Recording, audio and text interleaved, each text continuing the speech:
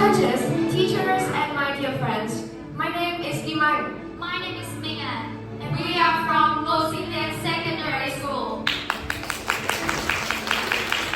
Today, we are learning about English-speaking countries in the world, right?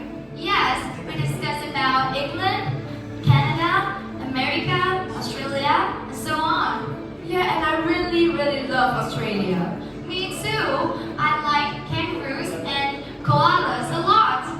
Yeah, so why don't we share about this country to all judges, teachers, and our dear friends here? Sure. And now, Welcome to Australia. Australia has always been a unique continent for around 55 million years. Prior to the colonization of the British, there were between 300,000 and 1 million First Nations people living in Australia. In 1770, Great Britain started to colonize the land, and from 1788, Britain established a penal colony in Australia. Then, free settlers followed in increasing numbers. in the 1850s, the gold rush brought people from all over the world to Australia.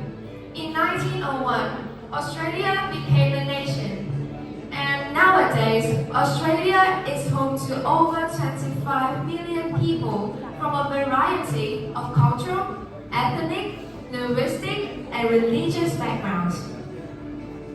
Australia's ecosystem is unusual because of its remote location. As a result, there are many animal species that only live here and nowhere else in the world, such as platypus, kangaroo, echidna, and koala. Australia has 560 national parks to protect its unique plants and animals. Australian cuisine is varied. It witnessed a considerable change when Australia opened its doors to millions of migrants from all parts of the globe, including Europe, Asia, and the Middle East. They brought their own sophisticated food cultures and began to influence the development of what is now Australian cuisine. Some of the famous dishes are Vegemite, lamingtons, Tim Tams, kangaroo's meat, and pallava. Australia is not only a beautiful country with hospitable people, but also a country full of youth and excitement. This is shown in some of the biggest and best events in the world. Some famous ones can be listed: the Hot Air Balloon Festival in Canberra, The Melbourne Food and Wine Festival, the Sydney Light Festival, and so on. Australians have adopted a laid-back, outdoorsy way of living. First of all, Aussies are well known for being easygoing and friendly. They tend to greet everyone from the mail courier to the taxi driver. Good day, how you going? How are you going? They also love being outdoors and taking part in different sports such as cricket, rugby, tennis, soccer, football, and surfing. They also maintain a good work-life balance compared to other countries. Australians tend to value their leisure time and often at the office at 9 a.m. and head home at 5 p.m. Indigenous Australians are also known as the first people living in Australia, make up about 3.3% of total population. While then, there are more than a third of the Australia's population live in major cities.